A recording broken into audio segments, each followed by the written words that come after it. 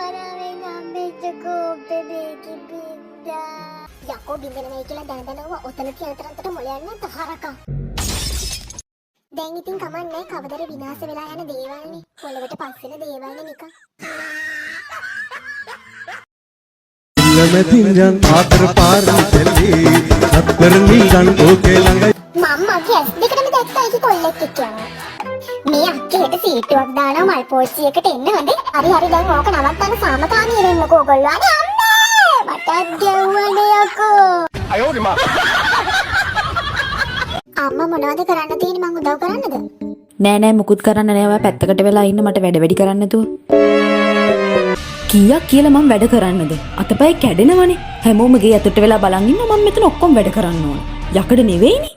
ඇයි හද්දෙන්නේ මං දැන් ඇහුවේ ඒකනේ උදව් කරන්නද කියලා. අයෝරි මා මිස් 4G SIM එකක් ගන්නකො. කිසි අවුලක් නැතුව වීඩියෝස් බලන්න පුළුවන්. දෙන්නකෝ බලන්න. දැන් නම් හිර නොවි එක දිගට වීඩියෝස් බලන්න පුළුවන් මේ. බලමුකෝ. අද අපි ඔයාලට කියලා දෙන්න හදන්නේ කොහොමද සේම් හෙයාර් ස්ටයිල් එකක් දාගන්න කියලා. ඇත්තටම මේක ගොඩක් ලේසි වෙලා තියෙනවා. කෝබන් සිග්නල් මේ ගැන හිර වෙනවනේ. මේක 4G ද 1G ද?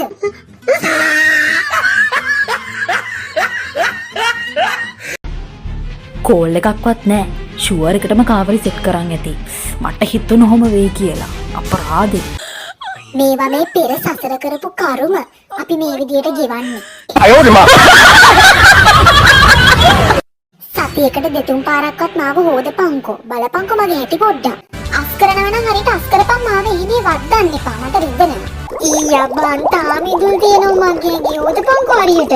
කොච්චර බැලුවත් ඔච්චර තමයි බං උපන් කැට යවන්න බෑ උඹේ. ඊයා උඹේ කටේ ගඳ දක් නැද්ද නේද? ඒ මේ මොනවාද බං මේ උඹ බලන ඩ්‍රාමා ඊයා මට පේන්න බෑ. අයෝරි මා හෙලෝ මොකෝ බං කරන්නේ? මම මේ දාම් බලනවා බං. ඒ බං මාත් ඔය පැත්තේ ඉන්නම්කෝ. කම්මැලි බං. දෙන්නම එකතුලා දාම් මතක් අදිමුද?